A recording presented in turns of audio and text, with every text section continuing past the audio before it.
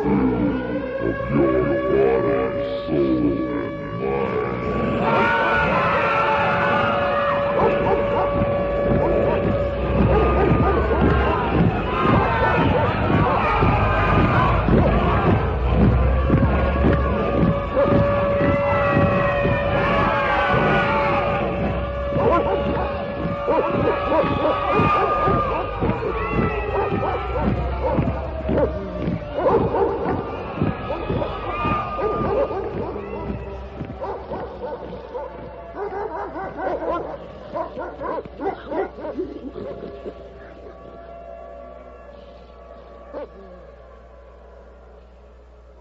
I'm William Cooper, and you're listening to the Hour of the Time. Tonight, folks, we've got to get you back into the stream. And the way I do that is I quit telling you about my research and I quote exactly from the horse's mouth, so you'll know that what you're hearing on this program, The Hour of the Time, is not being made up by me or anyone else. And it's there for anyone to find if you'll just get off your butts and go to the library and start digging and looking and searching and reading and quit listening to what you're told, including what you're told on this show. Remember, my admonition is not to ever believe anything you hear from the mouth of anyone or that you read from the book written by anyone or from Dan Rather in the 6 o'clock news or the President of the United States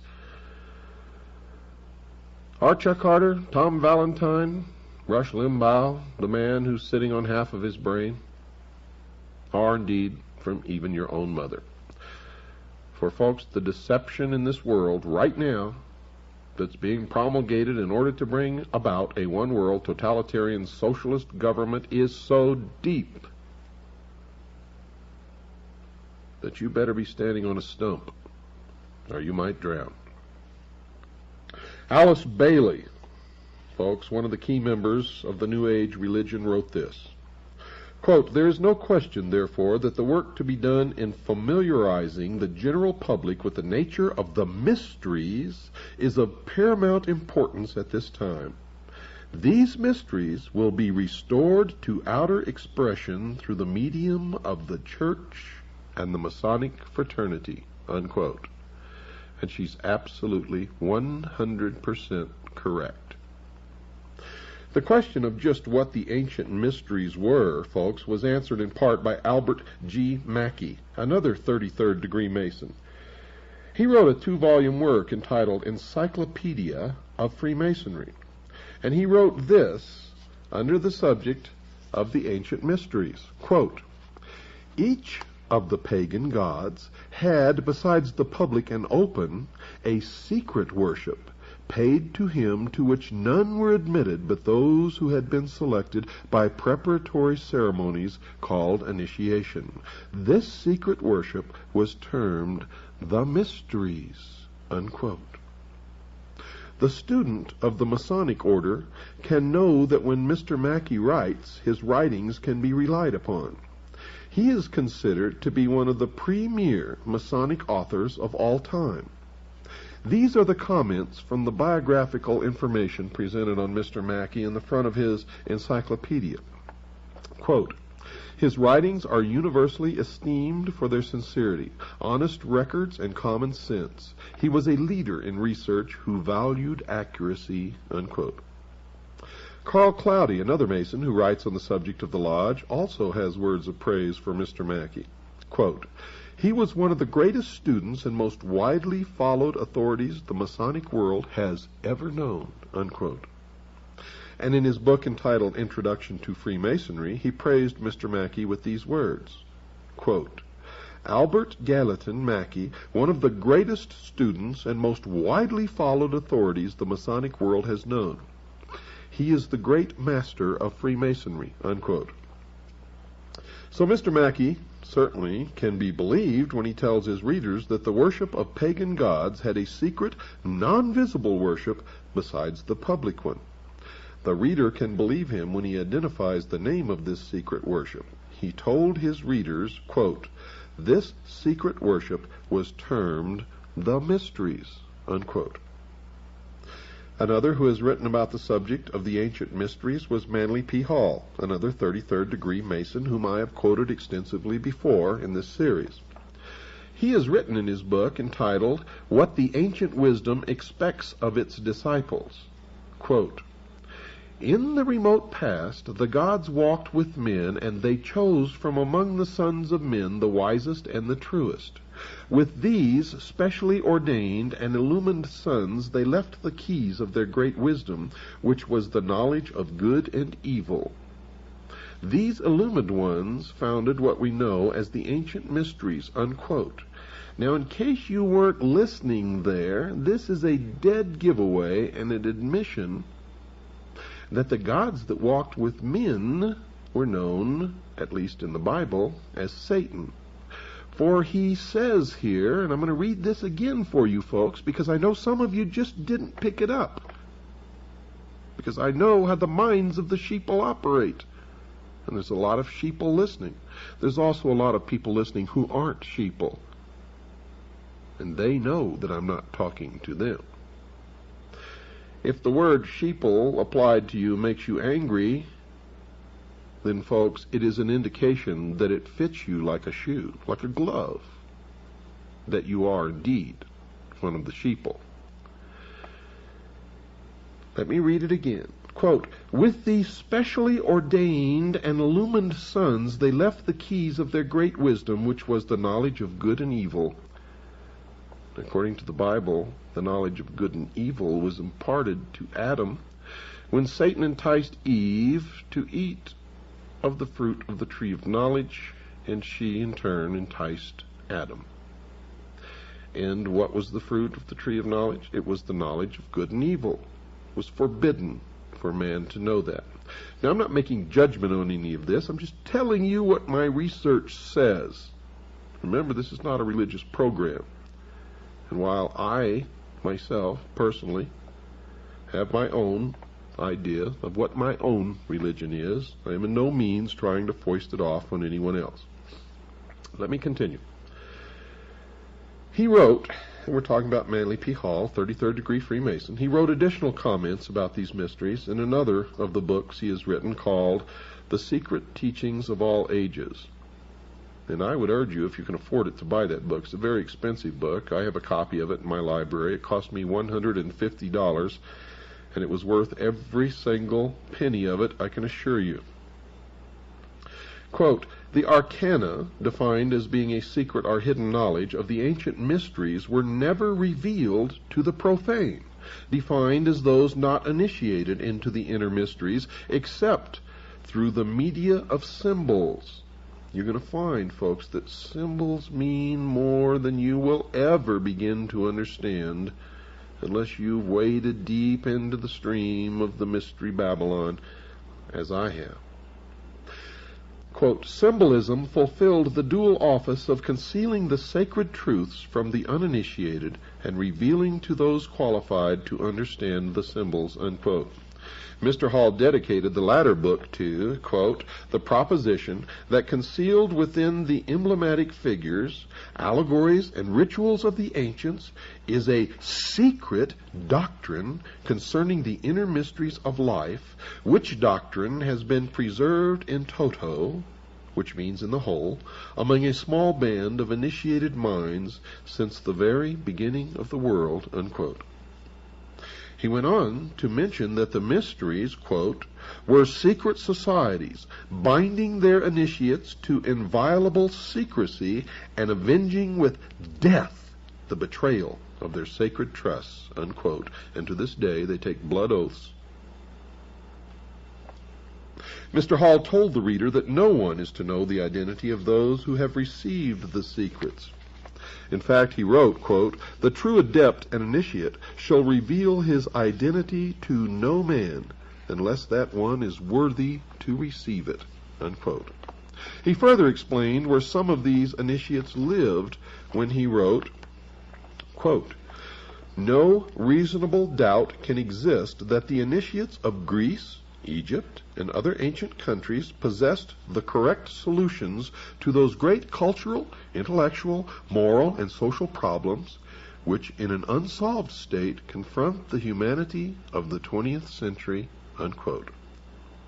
He further amplified that thought when he added this, quote, Neoplatonism, defined by Mr. Hall as a school founded by Plotinus around 240 A.D., concerning itself with the problems of metaphysics, which he calls the study of knowledge, recognizes the existence of a secret and all-important doctrine which from the time of the earliest civilizations had been concealed within the rituals, symbols, and allegories of religions and philosophies, unquote.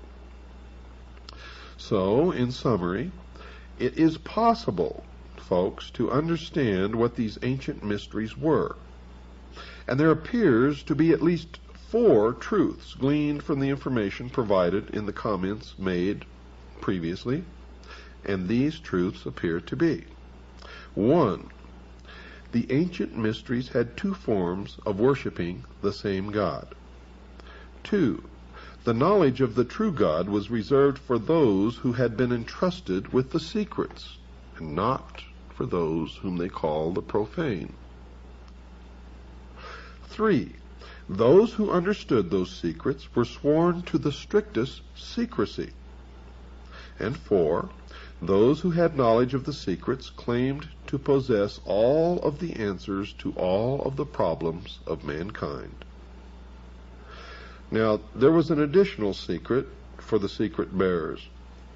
They had to be initiated in a private initiation ceremony. Albert Pike, General Albert Pike, a Southern Confederate general during the Civil War, wrote this, quote, Initiation was considered to be a mystical death, and the perfect epopt was then said to be regenerated, newborn, restored to a renovated existence of life, light, and purity, unquote. In fact, folks, this, quote, newborn, unquote, experience is similar to the experience the, quote, born-again, unquote, Christians go through. The Christians call their experience a second birth, just as the Masons do. In fact, Albert Pike calls a similar ceremony a, quote, born-again, unquote, experience, and he wrote this, quote, In the Indian mysteries, the 3rd degree, the initiate is said to be born again, unquote. The ceremony in the ancient mysteries has been described by the Masonic writer Manly P. Hall. Quote, In the ancient system of initiation, the truth seeker must pass through a second birth, and those who attained this exalted state were known thereafter as, quote, the twice born, unquote. This new birth must be personally earned through a complete regeneration of character and conduct, unquote. This new birth ceremony involves a symbolic death, according to the Mason Kenneth Mackenzie, and he wrote this, quote, In the ancient mysteries, the aspirant could not participate in the highest secrets until he had been placed in the coffin. In this, he was symbolically said to die, and his resurrection was to the light, unquote. Now remember, I told you about the initiation that George Bush underwent in the crypt, also known as the tomb, the skull and bones, the Brotherhood of Death at Yale University. This is what they're talking about. During a press conference, a reporter asked George Bush if he was a Christian, and he replied thusly, quote, If you're asking if I have been born again, the answer is yes, unquote. And indeed, he had. Modern-day Masons participate in an almost similar ceremony to the one described by these Masonic writers. In the 3rd degree, called the Master Mason degree, inside the Blue Lodge, the candidate is actually knocked off of his feet by several of the Masons in attendance. He is wrapped up in a blanket and moved to the western end of the temple. There, after further ceremony, he is raised up by a grip called the Master's grip, or the grip of the lion's paw. Those who learned the mysteries also learned that they had a secret project, one that was described by Albert Pike in his book entitled Morals and Dogma.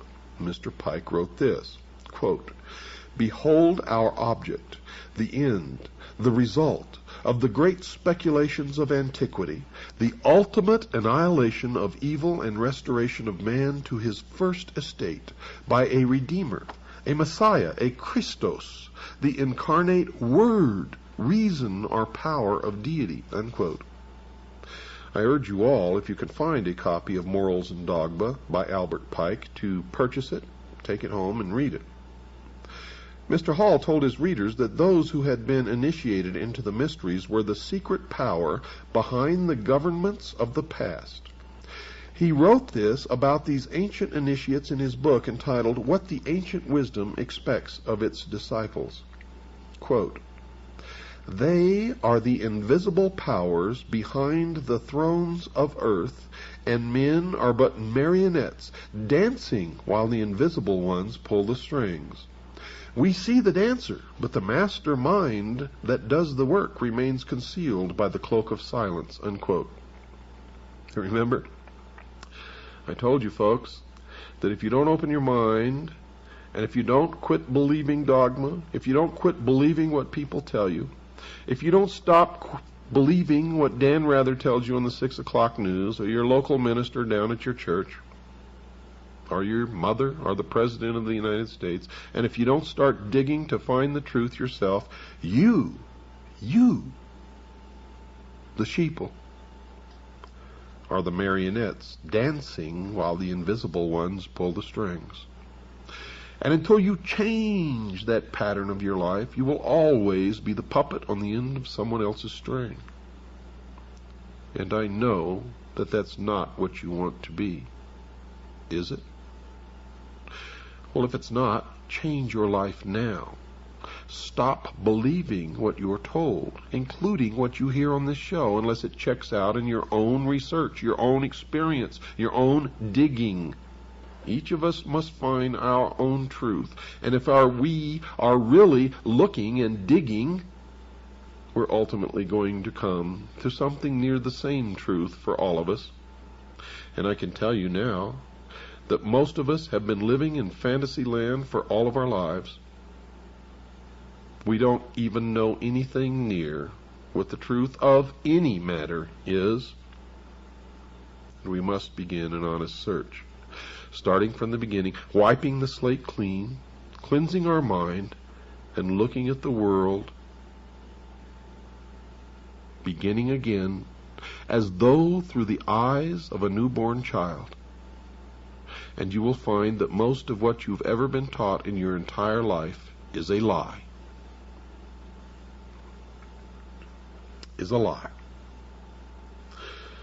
Other writers, folks, have confirmed the thoughts of Mr. Hall.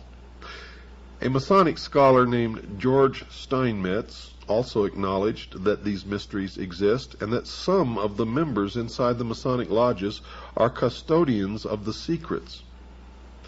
He has written this in his book entitled Freemasonry, Its Hidden Meaning.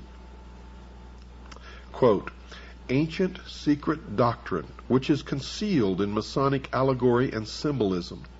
It was but to preserve these truths for future generations that Masonry was perpetuated," unquote. And if that is true, why is it a secret? Why not tell us all what this secret doctrine is? For modern man is not like ancient man when he didn't know how to read or reason or understand. Modern man has the capability to understand anything that is put before him and accept it if it is the truth and reject it if it is a lie. So why the secrecy? The secrecy is because, folks, the real secret of Mystery Babylon is how to control everyone else. And if they reveal these secrets, they won't have the control, for it'll be in the hands of everyone. That is the greatest secret of the secret societies. Another writing of Manly P. Hall was this, quote, "Much of the ritualism of Freemasonry is based upon the trials to which candidates were subjected by the ancient hierophants." Hierophant is defined as the high priest of the mysteries. before the keys of wisdom were enthroned to them, unquote. The ancient mysteries had a beginning. According to Mr. Mackey, he wrote about where they started. Quote, the first of which are those of Isis and Osiris in Egypt. The most important of these mysteries were the Osiric in Egypt, unquote. Another writer, Edmund Ronayne, an ex-Mason, confirmed that the Masons were involved in the worship of Osiris when he wrote this in his book entitled The Master's Carpet. Quote, Masonry's ceremonies, symbols, and the celebrated legend of Hiram in the Master Mason's degree were directly borrowed from the ancient mysteries or the secret worship of Baal, Osiris, or Tammuz, unquote. This is a direct admission that Freemasonry stems directly out of Mystery Babylon, the ancient mystery religion, the worship of Baal, the golden calf, representative of the house during which that 2,000-year period the sun resided. The sun, the symbol of the light, Lucifer, the intellect, the gift, primordial knowing. Albert Pike then detailed where the mysteries went after their beginnings in Egypt. He wrote this in Morals and Dogma. Quote, from Egypt the mysteries went to Phoenicia and were celebrated at Tyre. Osiris changed his name and became Adonai, or Dionysus, still the representative of the sun. In Greece and Sicily, Osiris took the name of Bacchus. So the ancient mysteries conceal an important mystery kept secret from the average person. The mystics claim that this mystery has been concealed from the world for centuries. Even though they had taken the mystery to other continents, those who believed in this religion were yet to take it to America. That was yet to come, and we will get to that, I promise you. And it will, I also promise you, amaze you. Lafayette, who was a very famous and noted pirate and a member of Freemasonry and the Knights Templar, said this, quote, an invisible hand is guiding the populace, unquote. Arthur Edward Waite, a prolific writer on secret societies, has written this, quote, beneath the broad tide of human history there flow the stealthy undercurrents of the secret societies, which frequently determine in the depths the changes that take place upon the surface, unquote. Another who wrote about the power just underneath the surface was President Woodrow Wilson, President of the United States of America, who made this startling statement. He made this statement, yet it was ignored. But it should never go ignored from this point forward. Quote, there is a power so organized, so subtle, so complete, so pervasive, that they had better not speak above their breath when they speak in condemnation of it, unquote. So these two writers have warned America that secret societies had been arranging the major events of the past, and President Wilson warned those who were quick to condemn these organizations that they had better be cautious. Albert Pike also connected the secret societies with a secret belief in his book entitled Morals and Dogma. He wrote that all secret orders and associations, quote, now remember, he says, all secret orders and associations, quote, had two doctrines, one concealed and reserved for the masters, the other public, unquote. Now, one such secret society with two doctrines was the Illuminati, and Professor Weishaupt, its founder, boasted of his organization's secrecy. He realized that this secrecy would enable them to decide the fate of nations, and because their deliberations were secret, no outsider could interfere. He wrote this, quote, the great strength of our order lies in its concealment. Let it never appear in its own name, but always covered by another name and another occupation, unquote. Weishaupt later wrote about that secrecy in a letter to a fellow member of the Illuminati. Quote, "Nothing can bring this about but hidden societies.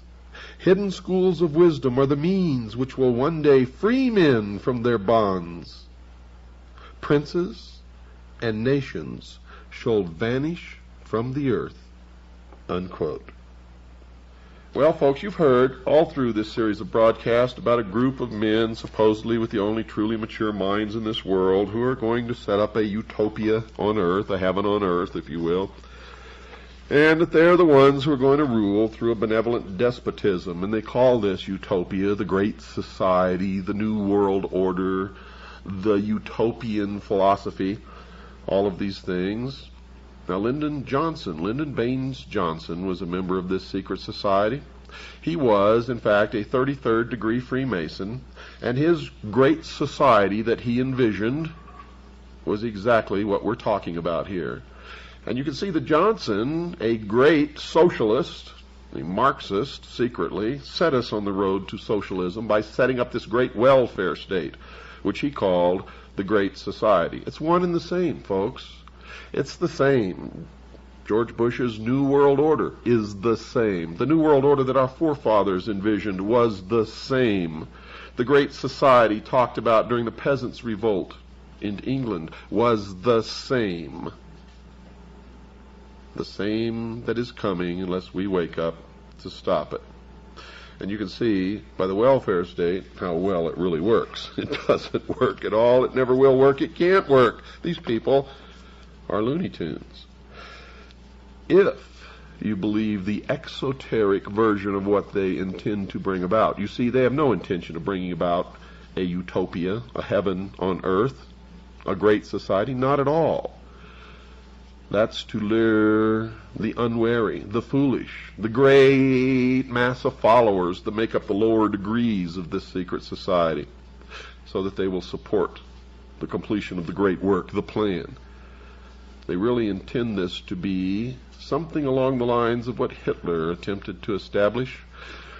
They talk about it in terms of a great cleansing, where certain religions, certain peoples, certain races will literally be eliminated from this earth. And they are convicted through their own words, ladies and gentlemen, as you are hearing tonight, and you've heard in other broadcasts. For when I feel that you are getting to the point where you're not understanding what's happening, I go back, as I'm doing tonight, and quote these people directly from their own mouths. I'm going to do that again tomorrow night, folks, so be ready. Let me continue. The secret societies were created to bring the world to the new society known as the New World Order. The members of these organizations obviously feel that their goals are so noble that they may perform whatever tasks are required to bring them to that goal and that goal to fruition. This means, folks, that murder, plunder, and lying all become acceptable as long as these methods assist its members in obtaining their goal. But the Freemasons, or Freemasons as the true term began, want the world to know that they are not one of the societies involved in changing the world's civilization, and they're quick to rush to their own defense. However, when you go back and read their own history and their own words, you can see that they have literally no defense, for they are convicted by the words of their leaders, by the very words of their leaders, and, folks, by their deeds. For it was General Albert Pike who created, through the Scottish Rite of Freemasonry, the Knights of the Ku Klux Klan. It was the Scottish Rite of Freemasonry that created the branch known as B'nai B'rith, which then created the ADL, or the Anti-Defamation League, which is nothing but an organization of criminals who have murdered, who have bombed, who have lied, and just recently one of their revealed crimes was spying, putting spies within the police organizations of the United States of America and spiriting out files and records. And all of the Jews in the United States support this criminal organization to their great shame. And those of you who feel that the Jews are responsible for all of this, you are wrong. Most Jews don't know any more about this than you did, and they are being used just as you are being used, just as I have been used in my life. In all time, truth has been hidden under symbols, wrote Albert Pike. And he also wrote this: symbols are nevertheless ingenious veils that cover the truth. Now, Albert Pike was the sovereign grand commander of the southern jurisdiction of the Scottish Rite of Freemasonry. The Scottish Rite now controls world Freemasonry. There certainly seems, folks, to be a power in knowing something that you can't tell your family, friends, children, or business acquaintances. And Adam Weishaupt said it best with this selection from his writings. Quote, "Of all the means I know to lead men, the most effectual is a concealed mystery," unquote. And that is true. I've found in my research that the vast fools, the followers, flock to the mysteries and the promise of learning some secret during their climb up the ladder of degrees of initiation. The truth is that only a very few ever learn anything, and what they learn is how to control the rest. The power of hidden symbols was alluded to by another writer, this time Foster Bailey, in his book entitled The Spirit of Freemasonry. Quote, "A symbol veils or hides a secret, and is that which veils certain mysterious forces. These energies, when released, can have a potent effect," unquote. And indeed they can, as we are all feeling now the pinch of the power. There are many who can attest to that simple truth. Organizations with concealed or secret initiation ceremonies abound in America and indeed around the world. College fraternities and sororities teach the college student to accept secret initiation ceremonies and hidden knowledge at a young age. The Masons, intended for adult males, have similar organizations for their young sons and daughters, and other secret organizations for their wives. And all of these organizations tend to prepare their male members for further service in the master secret organization, the Masons. However, the Masons are quick to point out that they conceal their truths from the general public. Manly P. Hall, for instance, wrote this, quote, "It is for the adepts. An adept is defined by the dictionary as one who is an expert, but there is an esoteric definition that shall be discussed later. Quote, "It is for the adepts, one to understand the meaning of the symbols," unquote. He further instructed his readers that understanding the symbols could make one wise. Quote, "An understanding of these symbols is the beginning of wisdom," unquote. Max Toth, a writer about the Great Pyramid of Giza in Egypt, also wrote about the purpose of symbols, and he said, quote, "The knowledge of the ancient mysteries was never revealed to the layman except through the media of symbols. Symbolism fulfilled both the need to conceal sacred truths from the uninitiated and to offer a language for those qualified to understand it." Now, whatever these secrets are, folks, one writer on the subject feels it is time to make them public. Alice Bailey, one of the key writers supporting the New Age movement, wrote this, quote, "The hour for the ancient mysteries has arrived. These ancient mysteries were hidden in numbers, in ritual, in words, and in symbology. These veil the secret," unquote. Another writer who writes on the order, Carl H. Cloudy, told anyone who read the Masonic literature that he had best understand the language, or they would miss the true meaning of the words. He wrote, quote, "He who hears but the words of Freemasonry misses their meaning entirely," unquote. Rex Hutchins, a 32nd degree Mason who has written a book for the Masons, one so important that it was used to replace one written by Henry Clausen, a former sovereign commander, also informed his readers that his writings also concealed a secret. Quote, "The word reveal means to re-veil. That is, to give one explanation and yet continue to maintain the mystery of the symbol by not explaining it in a full and complete manner," unquote. So the language code must be broken if one is to learn the truth about the Masonic order. The reason that this is so is because the Masons have admitted that they have concealed the true meaning of some of their language.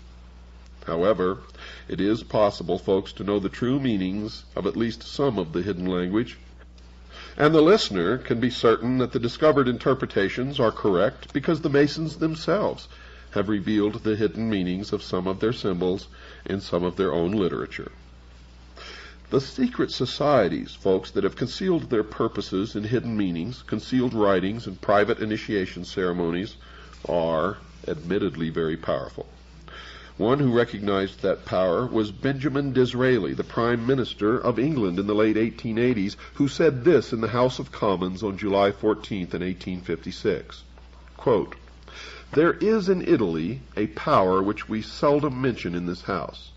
I mean the secret societies. It is useless to deny, because it is impossible to conceal, that a great part of Europe, the whole of Italy and France, and a great portion of Germany, to say nothing of other countries, is covered with a network of these secret societies. What are their objects? They do not want constitutional government. They want to change the tenure of the land, to drive out the present owners of the soil, and to put an end to ecclesiastical establishments," meaning religion, unquote. The Masons know about concealing secrets from the rest of the world. Carl Cloudy, a Masonic writer, told his readers that secrets are inside secrets, which are inside other secrets, and he wrote this, quote, "Cut through the outer shell and find a meaning. Cut through that meaning and find another. Under it, if you dig deep enough, you may find a third, a fourth. Who shall say how many teachings?" Unquote. And even the communists use concealment, for the communists were created by the mysteries. The cell system of the Communist Party was created by the mystery schools, which have used the same system for millennia.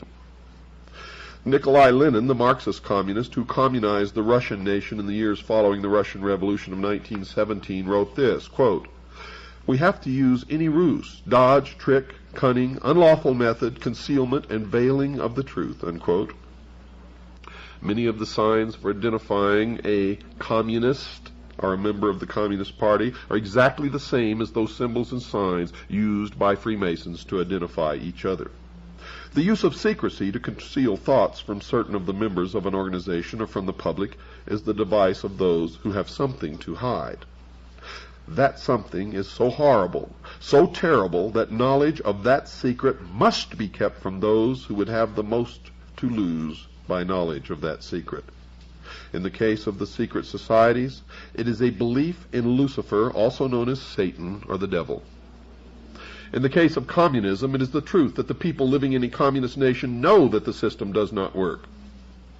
But those in a non-communist nation targeted for a communist government are not to learn that simple truth.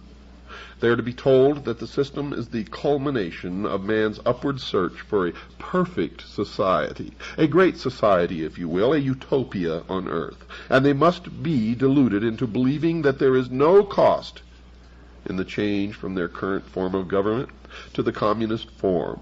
One of the things that I find so incredible is that they trap the intellectuals so easily.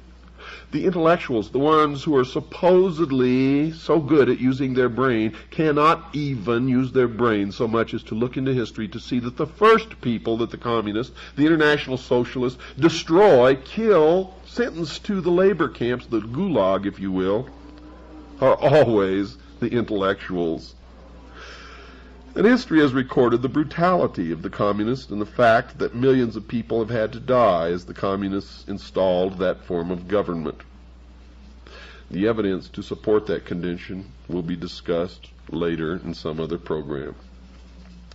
Now, secrecy is certainly not a part of the Christian religion today, although the Christian religion began in secret and was, in fact, a secret society. It is possible to know that nothing that Jesus said has been hidden from the Christians of today. He told the high priest in John, chapter 18, verse 20, quote, "And in secret have I said nothing," unquote. The intentional concealing of an organization's beliefs and purposes by the use of hidden language and concealed symbols is reserved primarily to the secret societies and the nationwide Masonic lodges, or indeed a secret society. And in the beginning, the Christians had their secret symbols also. One of the most prominent was the symbol of the fish. The secret is simply the fact that certain of their members worship Lucifer. and that they keep that secret from the overwhelming majority of their own members, and certainly the public is never to know this fact if they can help it. And the evidence to support that conclusion is ample, but only to one who cares enough to look for it. The problem with most people is they don't care enough to look for anything except Wheel of Fortune on the television set. So the student of history has to discover the hidden meanings behind the symbols in the Masonic literature and in the secret initiation ceremonies to understand the Masonic order. One of the first symbols that needs to be examined is the symbol of the serpent, also called a snake or dragon. Manly P. Hall wrote that the use of this symbol is as old as early man when he wrote this in his book entitled The Secret Teachings of All Ages. Quote, among nearly all these ancient peoples, the serpent was accepted as a symbol of wisdom, unquote, for it is from the serpent that man received the gift of intellect. Here Mr. Hall states that the serpent was a symbol of wisdom. It will be remembered that Lord Maitreya, the future New Age leader, also claimed to possess wisdom. Mr. Hall continued, quote, serpent worship in some form has permeated nearly all parts of the earth. The serpent is the symbol and prototype of the universal Savior who redeems the world by giving creation the knowledge of itself and the realization of good and evil, unquote, an admission that the serpent, at least from the point of view of the Christian Bible, is Satan. And then Mr. Hall links the serpent with the ancient mysteries previously discussed. He continues with the comment that the serpent was worshipped by the priests of that religion. Quote, the priests of the mysteries were symbolized as a serpent, sometimes called Hydra, unquote. And then he pointed out that the ancient mysteries have been passed on to various other cultures and that they have been brought forward to the present day. Folks, we'll continue this tomorrow night. Until tomorrow night, good night, and God bless each and every single one of you. Lights out on the hour. It is the hour of the time. Lights out for the curfew of your body, soul, and mind.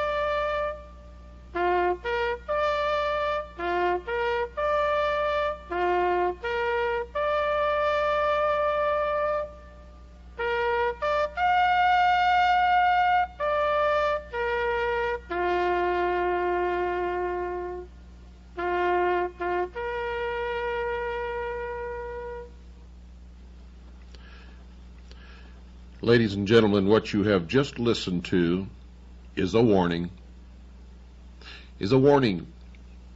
For there is a war being conducted right at this moment, a war against the American people. It is now a shooting war, and the second battle is being fought. The first was fought in the state of Idaho against the family of Randy Weaver. The second battle is being fought by a brave group of men and women and children in a church known as Branch Davidian in Waco, Texas. They are fighting for their Creator endowed rights. They have committed no crimes. They know what the sound of battle is. They know what it's like to see their friends or relatives die in their arms or at their feet. They know what it's like to have wounded and be refused medicine and medical treatment. Oh yes, we are at war, make no mistake about it. And if you don't believe that, you keep your eyes and ears open in the next weeks, months, and years. You will see it escalate across this country like a wild forest fire, out of control. And unless the sheeple wake up and listen and learn and act, I predict that there will be civil war in the United States of America, because there are many of us who will not ever give up our Creator-endowed rights, our right to keep and bear arms, the Constitution of the United States, and the Bill of Rights, without one hell of a fight. And what you heard at the beginning of this program, folks, for those of you who have never experienced war, was the real sounds of war. What you heard were real bullets being fired, real bombs being dropped, real machine guns killing real people.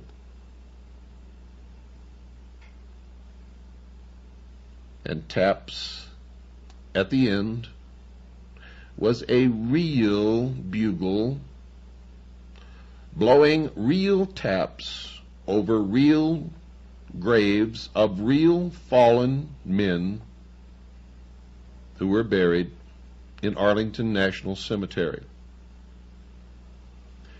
You see, many people have already died protecting what many of you are giving up. I, for one, will not.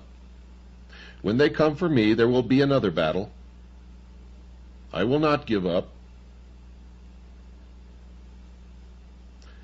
And I don't care who wins or loses, because at the end of my battle, it will be just the beginning of yours. Do you understand what I'm telling you? You see, my whole purpose is to wake enough people so that no battles ever have to be fought. But we're already behind, because 2 have already been fought, and more, I guarantee you, are on the way. Guaranteed, folks. Guaranteed. Because the more we allow them to get away with, the more they will attempt. I don't want a civil war in this country. I want to stop it before it even has a chance to start, and the only way to do that is wake up America. You see, if 200 million people stand up with their right under the second article and amendment to the Constitution, holding a weapon in their hand, and say, enough, we will not put up with this anymore, stop it now, get out of our government, get out of our cities, get out of our military, and stay out, That will be the end of it, and no shot will ever have to be fired. I guarantee that. But what do you think the odds are of that happening? Now, this is the 16th hour of our series on Mystery Babylon. Many of you have already made the necessary connections, and you know what's happening, and you know who's bringing it about, and you know why. Some of you still do not. So we will continue. Manly P. Hall wrote this, quote, "The serpent kings," and notice that Mr. Hall capitalized the two words as one would do for a deity or for royalty when he wrote this, "reigned over the earth." The serpent kings reigned over the earth. It was these serpent kings who founded the mystery schools, which later appeared as the Egyptian and Brahmin mysteries. The serpent was their symbol. They were the true sons of light, and from them have descended a long line of adepts and initiates duly tried and proven according to the law, unquote. And the proper term is not Freemason, it's Freemason. It comes from the French, from the Knights Templar, and it literally means the sons of light. Another writer, Wilfred Gregson, informed his readers why Mr. Hall capitalized the two words serpent kings when he wrote, quote, "One symbol of great prominence throughout all ancient civilizations is the snake, or serpent, where it has symbolized divine wisdom," unquote. So Mr. Hall had reason to capitalize the words because he had discovered that the serpent represented divinity. Notice also, folks, that Mr. Gregson, even though he chose not to capitalize the word serpent, confirmed that Mr. Hall's use of the capital letter was correct when he stated that there was a connection between divine wisdom and the serpent.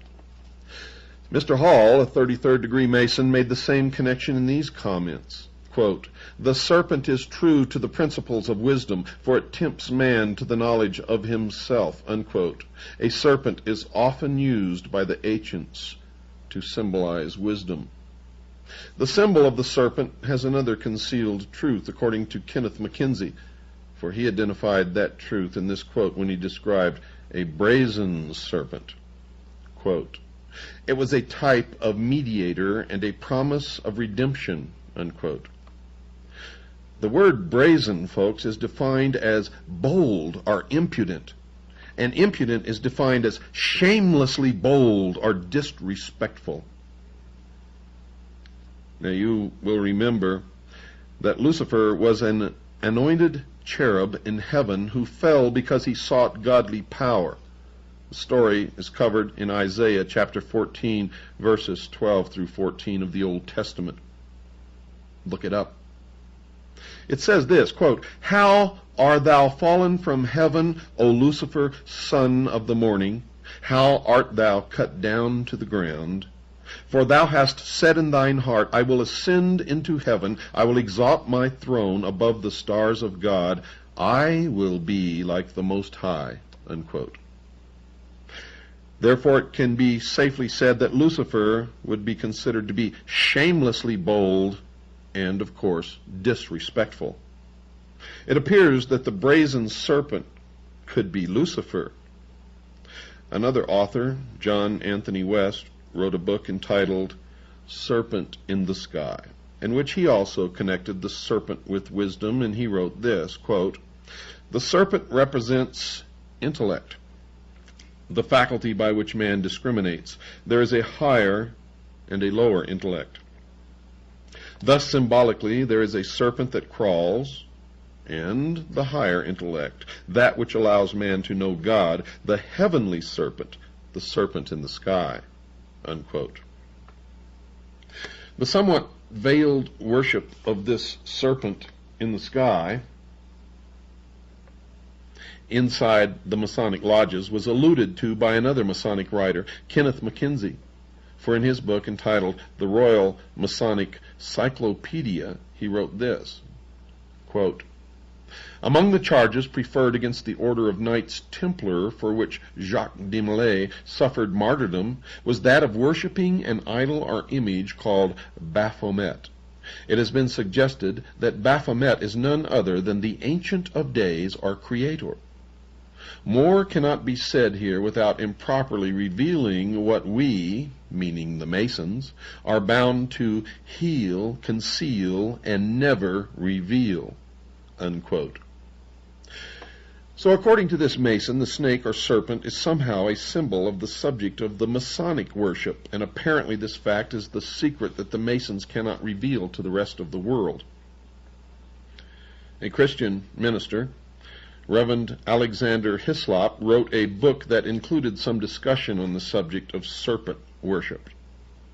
And in that book, entitled Two Babylons, he explained that serpent worship was not something that is recent in time. It was an ancient practice. Quote, "Along with the sun, this symbol will be discussed later as the great fire god, and in due time identified with him, was the serpent worshipped. In the mythology of the primitive world, the serpent is universally the symbol of the sun. As the sun was the great enlightener of the physical world, so the serpent was held to have been the great enlightener of the spiritual by giving mankind the knowledge of good and evil." Unquote. And according to the Bible, you know who gave man the knowledge of good and evil? Satan, Lucifer. He then discussed a coin minted in Tyre, the center of the ancient Phoenician culture. This coin was also the subject of an article in the September 1986 issue of the Good News magazine. It depicted a serpent entwined around a tree stump.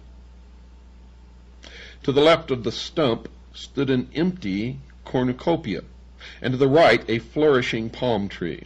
The snake on the coin is the symbol of the powerful god whom the Romans called Aesculapius. The name means the man instructing snake, or the snake that instructs man, and the article then reported, quote, "In mythology, Aesculapius was believed to be the child of the sun, and thus the enlightener of mankind.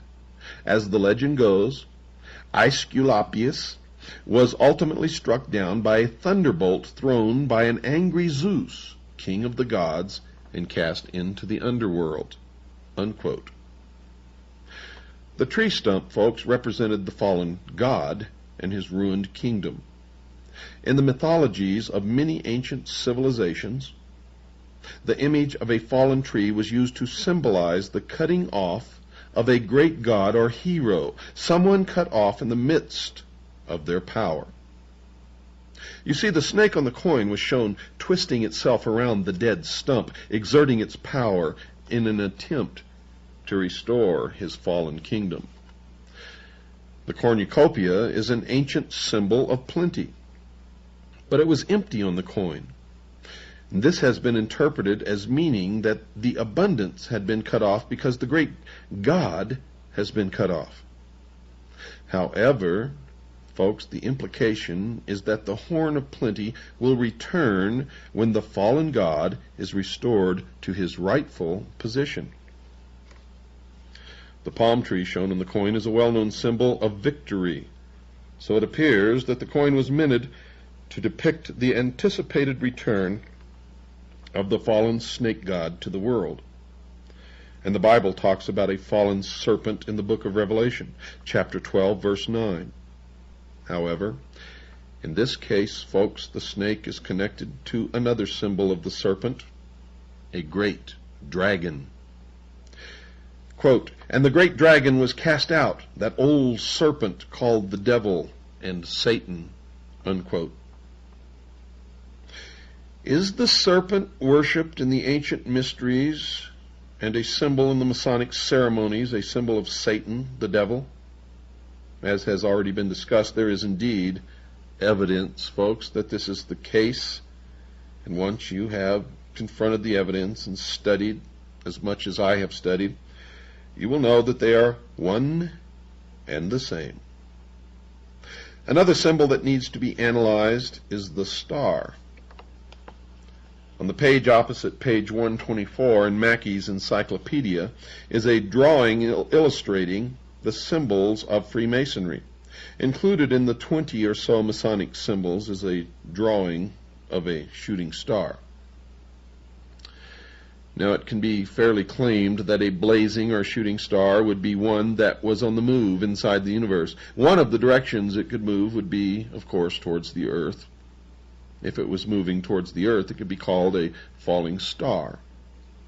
But we know that most falling stars are actually meteors and not stars at all. Lucifer, however, is a fallen angel, according to Isaiah, an Old Testament prophet who wrote this in Isaiah chapter 14, verse 12. Quote, "How art thou fallen from heaven, O Lucifer?" Unquote.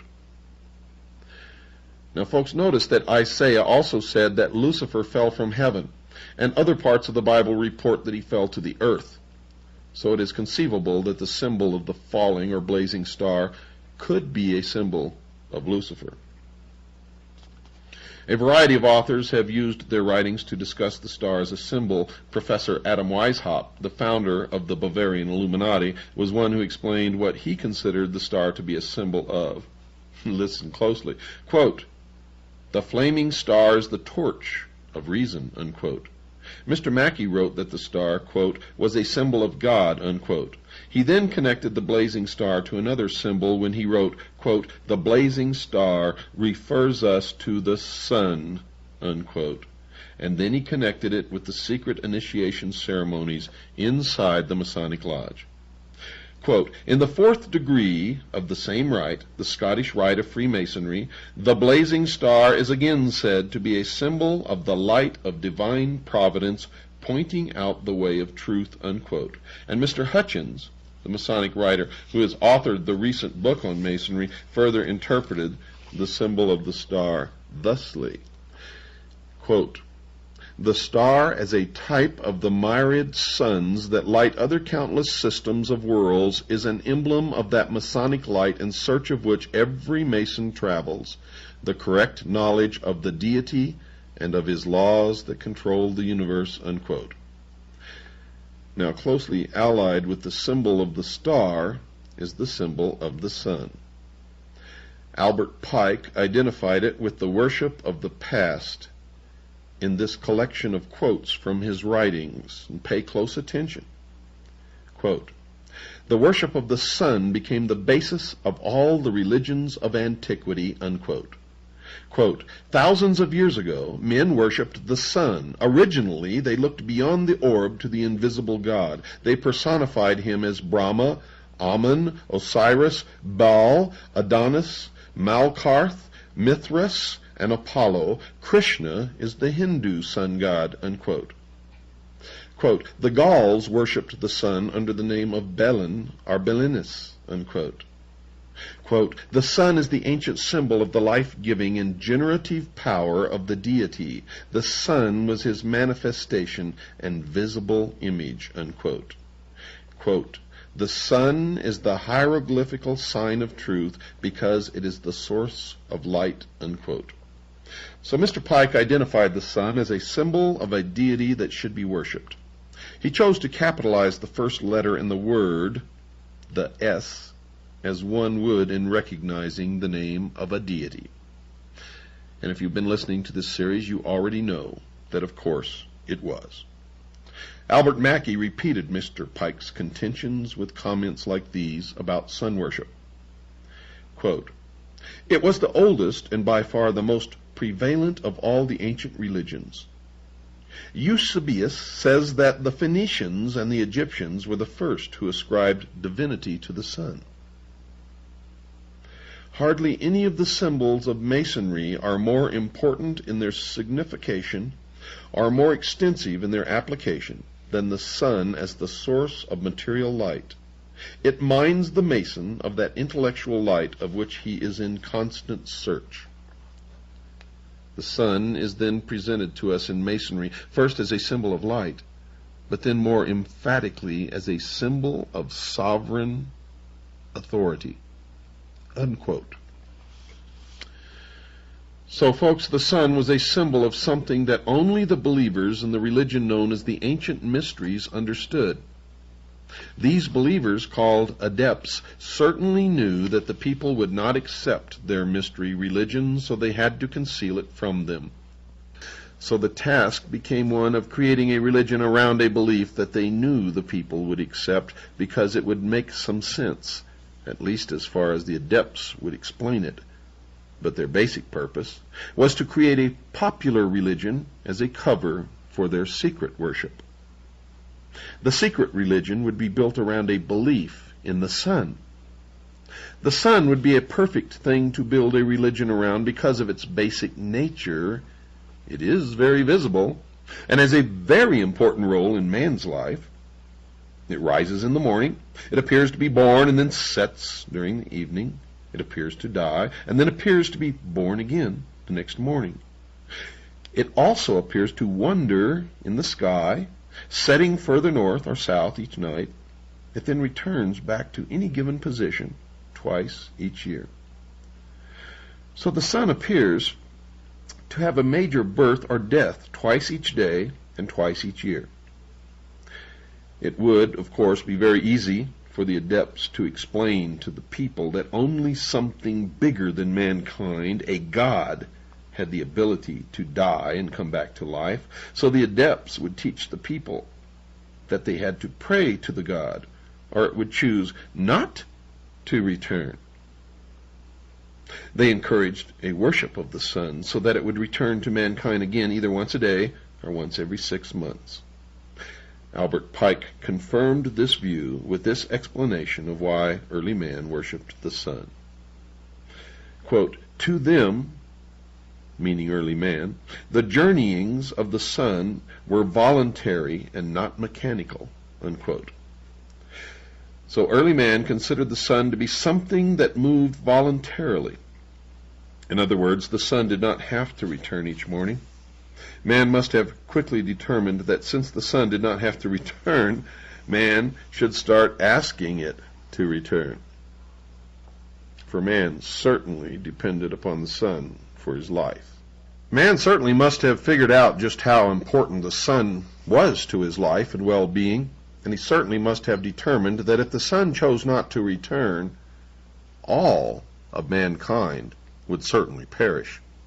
So it was an easy jump from a belief that the necessary sun was an entity that chose to move across the daytime sky to a belief that it would return only if man prayed to it to return. But folks, there's something even more interesting to be considered that Pike didn't explain with that comment. Obviously, to make the new religion work, the believers would have to be able to predict the movements of the sun. It wouldn't be too long before some of the common people would start noticing that the sun was neither an actual being nor a god to be worshipped, but something that moved according to precise laws. Now, if the common people figured that out, they would not need the adepts who had computed the sun's periodic cycles. So, to keep their power intact, they would teach the people that if they did not accommodate their wishes, they would make certain that the sun did not return. They could even predict, as their measurements became more sophisticated, the exact time and date when the moon would go between the sun and the earth, causing the sun to disappear. They could then fool the people into believing that they were the cause of the disappearance. They could then, of course, explain to the people that if they did not continue to pay them sort of tribute, they would not intercede in their behalf, and the sun would not reappear. To keep the minds of the common people, the sheeple, away from figuring out that the whole religion was a scam, the adepts would conduct beautiful and ornate ceremonies around the worship of the sun, and they would expect the people to pay them for the elaborate rituals. And to make their rituals valid, the adepts would always claim that the sun obeyed their prayers, thereby convincing the people of their need to keep the adepts around. The sheeple, would continue to pay tribute to these adepts as long as they appeared to be successful. Now, folks, if the adepts knew that the sun was a symbol of something that the people would not support, such as a belief that Lucifer, the devil, was the god that they worshipped, they would have to continue with their charade so that the people would not decide to stop worshiping. Because if the sheeple figured it out, they would no longer support their activities. They would have to keep their beliefs from the people and conceal their secret worship in hidden symbols. So sun worship as a religion prospered. Mr. Hutchins discussed that position in his book, and I also discussed it in mine, Behold a Pale Horse. Mr. Hutchins says this, quote, "In the tabernacle, the brethren, clothed in black, mourn Osiris, who is representative of the sun, of light, of life, of good and beauty. They reflect upon the way the earth may again be gladdened by his presence," unquote. Mr. Pike connected the sun to Osiris, mentioned by Mr. Hutchins as worthy of being mourned. Quote, "The three lights at the altar inside the Masonic temple represent Osiris, Isis, and Horus. Osiris was represented by the sun," unquote. Mr. Mackey went a little further and informed his readers that, quote, "Osiris was the sun," unquote. In his book entitled Introduction to Freemasonry, Carl H. Cloudy, the author, himself a Mason, connected the sun worship with the ceremonies inside the Masonic Lodge. Quote, "The lodge sets him," meaning the initiate, "upon the path that leads to light, but it is for him to travel the winding path to the symbolic east," unquote. The physical sun rises in the east, and the Masons explain that their search for light begins in the east. And notice that Mr. Cloudy capitalizes the word east, apparently in reverence to the spot where they believe that this god resides. The Masons tell the world that they circumambulate, defined as walking around, the temple floor during their initiation ceremonies. Mr. Cloudy explains why this rite is performed. Quote, "When the candidate first circles the lodge room about the altar, he walks step by step with 1,000 shades of men who have thus worshipped the Most High by humble imitation. Thus thought of circumambulation is no longer a mere parade, but a ceremony of significance, linking all who take part in it with the spiritual aspirations of a dim and distant past," unquote. And it is a historical fact that the Knights Templar also performed the circumambulation of their temples.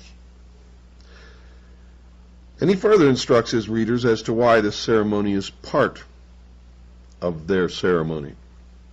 Quote, "Early man circled altars on which burned the fire which was his god, from east to west by way of the south." Notice that the north is not included in the ceremony. The significance of that omission will be discussed later. But circumambulation became a part of all religious observances, unquote. In another part of his book, entitled Introduction to Freemasonry, Mr. Cloudy reported that this style of walking was traceable to the ancient religions of the past. And he wrote this, quote, "Circumambulation was the ceremonies of ancient Egypt," unquote. So this practice of the modern Masons is based upon the ancient pagan religious practices of the ancients. So the Masons are telling us that early man walked around in a circle because he was worshiping the sun. Then they tell us that they are doing it for the same reason. There are reasons that the north as a location to be visited in their walk around the temple floor is not included in their initiation rites, and 6 of the great Masonic writers have told us why this is so. Captain William Morgan offered his readers this explanation with this comment from his book, the writing of which he was murdered for. Quote, "We therefore Masonically term the north a place of darkness," unquote. Mr. Mackey confirmed that statement in his book. Quote, "The north is Masonically called a place of darkness." And Mr. Pike confirmed the comments made by the other 2 Masons with this declaration. Quote, "To all Masons, the north has immediately been the place of darkness, and of the great lights of the lodge, none is in the north," unquote. And Kenneth Mackenzie added his confirming thoughts. quote, "The North was always esteemed a place of darkness," unquote.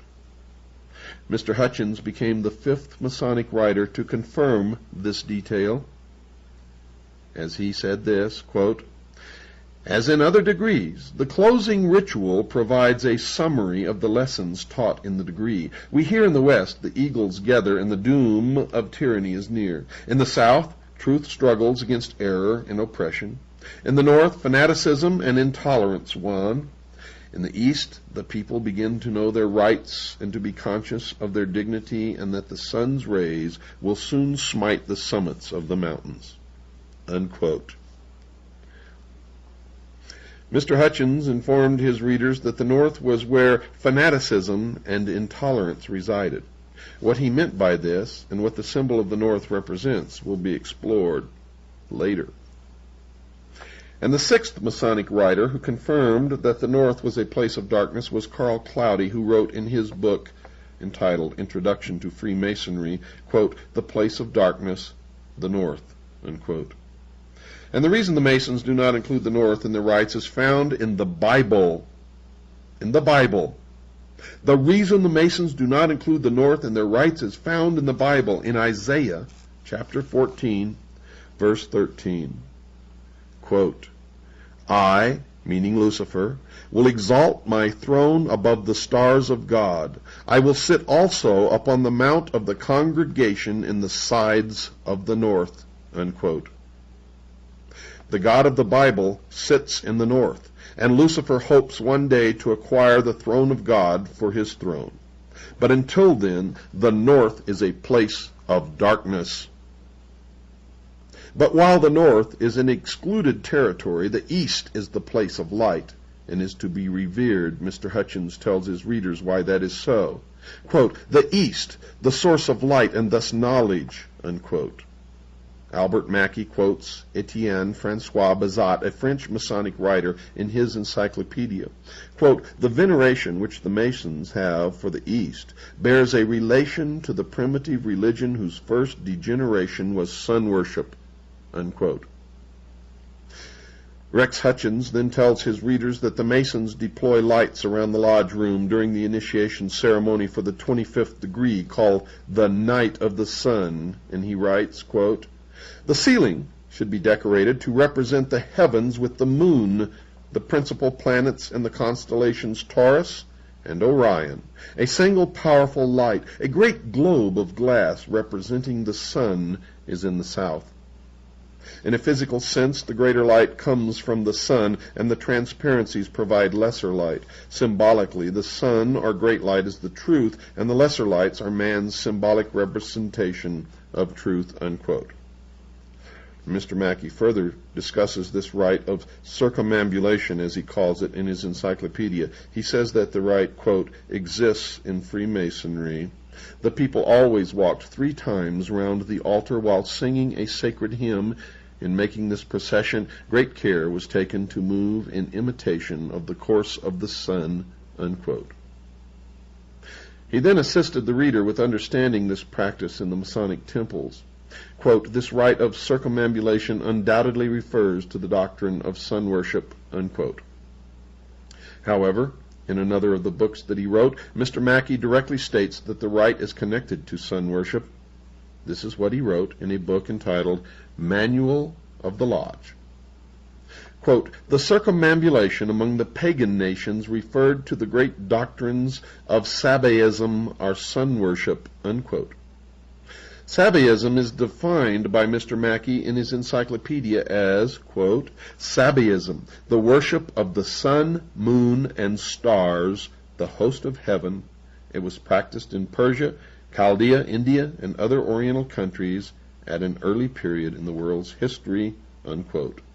He then added this rather cryptic comment, quote, "And although the dogma of sun worship does not, of course, exist in Freemasonry, we find an allusion to it in the rite of circumambulation, which it preserves." Unquote. Now one can understand what Mr. Mackey meant by that comment. The Masons do not worship the sun. They worship the sun with a capital S. So he was telling the truth, but concealing it in a symbolic language, for he wrote son with a small s. You have to understand the symbology of the mystery schools, or you will never understand anything, dear listeners.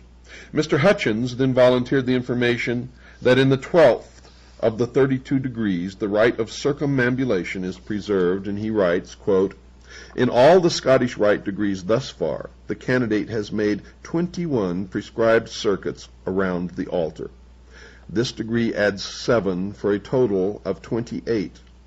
And this practice, called circumambulation, is derived from the ancients and existed among the Romans, Semites, Hindus, and others. It is thought to have been a rite of purification. The sun was believed to travel around the earth. The initiates imitated the movement of the sun when they made circuits around the altar, unquote. Furthermore, dear listeners, in the 9th degree, other symbols of the sun are involved in the ceremony, and Mr. Hutchins tells his readers, quote, after the obligation is taken, the 9 candles of yellow wax are lit. Yellow is representative of the sun, hence light and knowledge. In the 10th degree, further symbols representing the sun are utilized according to this author. Quote, there are 3 sets of 5 lights. The wax is yellow, meaning knowledge, and also as the color of the sun represents the deity, unquote, a blatant admission that the sun represents the deity that they worship. Other clues that the sun and the serpent are both known symbols of the Masonic Lodge are given by the titles of 2 of the 32nd degrees inside the Masonic Lodge. The 25th degree initiate is called a Knight of the Brazen Serpent, and the 28th degree initiate is called a Knight of the Sun, with a capital S. There is another symbol of the sun inside the Masonic Lodge, the Worshipful Master. The equivalent of the president of the lodge sits in the east side of the temple, and we are told why that is. Quote, the Worshipful Master represents the sun at its rising. The Senior Warden, another officer of the lodge, represents the sun at its setting. And the Junior Warden, still another officer of the lodge, represents the sun at meridian, the halfway point, the Most High. Other individuals and organizations besides the Masonic lodges are also involved, folks, in varying degrees with sun worship, or with an acknowledgement that the sun plays a central role in their understanding of the nature of the world. Elizabeth Clare Prophet has been described as being a leader in the New Age movement, and she has written this in a newsletter she publishes called The Coming Revolution. Quote, the healing of the nations begins with the healing of ourselves. We must draw forth from the great central sun that eternal light with which we were anointed from the beginning, unquote. Adolf Hitler, I'm sure you've heard of him, the head of the German government prior to and during World War II, and who was directly responsible for the murder of over 50 million people, was also a sun worshiper. Very early in his life, he joined a secret organization called the Thule Society. And 40 years after the war, some historians are finally delving into its strange beliefs. 2 of these writers, Michael Bertrand and Jean Angelini, have produced a book entitled The Occult and the Third Reich, and one of their conclusions is, quote, in the Nazi cosmology, the sun played a prime role as a sacred symbol of the Aryans, in contrast to the feminine and magical symbolism of the moon revered by the Semitic peoples, unquote. The Nazi Party was the name of the National Socialist German Workers' Party, the party that Mr. Hitler joined. It became the controlling party of the German government prior to and during the war. The Führer, German for leader in this case, meaning Mr. Hitler, saw in the Jewish people with their black hair and swarthy complexion the dark side of the human species, while the blonde and blue-eyed Aryans constituted the light side of humanity. Hitler undertook to extirpate, meaning to eliminate, from the material world its impure elements, to lead it back to glory. But sun worship, as the Masons point out, is not new. The Bible talks about it as well. Folks, Ezekiel was an Old World Testament prophet writing sometime during the period of 571 to 592 BC. And he tells about how he was taken by God to see a practice occurring near the temple. And this is what he wrote in Ezekiel chapter 8, verses 15 and 16. Quote, "And he, the Lord God, brought me into the inner court of the Lord's house, and behold, at the door of the temple of the Lord, between the porch and the altar, were about 25 men with their backs toward the temple of the Lord, and they worshipped the sun toward the east." Unquote.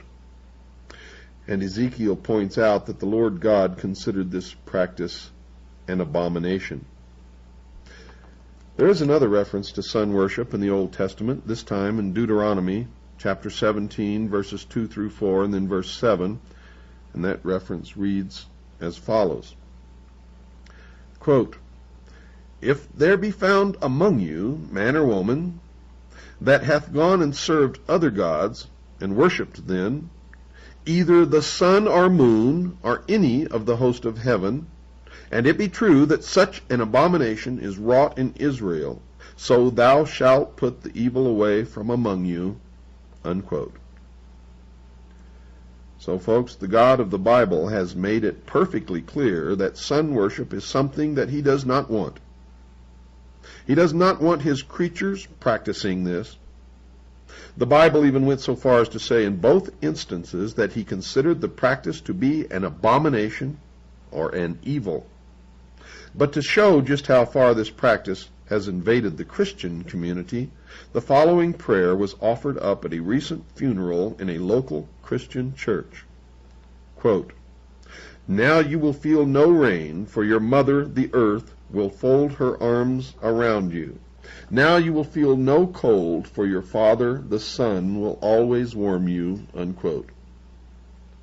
Sun worship continues, because some Christian churches pray to the sun god in their church services and don't understand who they are praying to. Simply stated, dear listeners, the sun god that they were praying to is Lucifer. Lucifer, also known as Satan or the devil. Wakes you up, doesn't it? See, all the time you thought religion was something stupid, didn't have anything to do with overall world events, but you're wrong. It has everything to do with everything. Whether you believe it or not, whether I believe it or not, doesn't make any difference. If the people who have the power and are in control believe it, it will affect us all.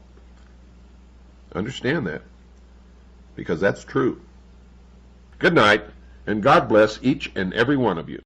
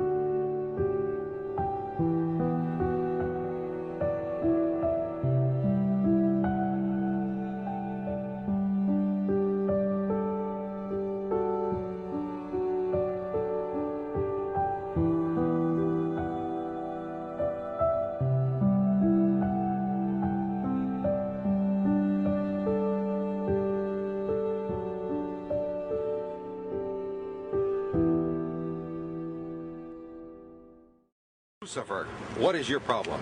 Just that, sir. Okay. I'm a Christian, sir. I'm pure and virtuous and wholesome and innocent. How can you say anything bad about me? Sir, you need to be born again. I am born again. Now, did you just say that you are Lucifer? I am Lucifer. Okay, define Lucifer for me. Pure, virtuous, wholesome, innocent individual that's out to help people. Lucifer is? Yeah. Say that again. Lucifer is a pure, holy, Virtuous. virtuous. Now, is he the Lucifer that God created? That's the same one. Oh, man, this is great. I'm going to put this on the internet. Oh, Amen. God bless you, Amen. brother. Because that's exactly what the Shriners and Masons teach, is that Lucifer is light. No. And you're, Hey, what you're about those confirming it. hospitals? You They have know what, these sir? hospitals. Jesus said, many will say to me on that day, Lord, Lord, we did not do these good deeds in your name. And you'll say, away from me, you workers of iniquity. I never knew you. Jesus said it? In Matthew chapter 5. Mercy. No. That's hard to believe. So you're a Christian and you don't know that. Actually, No, I really am. you are. Because I'm pure and virtuous. You're pure and virtuous, okay, yeah. In other words, you're perfect without Jesus, right? No. Okay, tell me about Jesus. Who is Jesus? Well, he's my leader. Is he the Son of God? Yes, he Is he the only worshipful master? Yes. Have you ever been called worshipful master? No, because I've just been too busy. I've been working.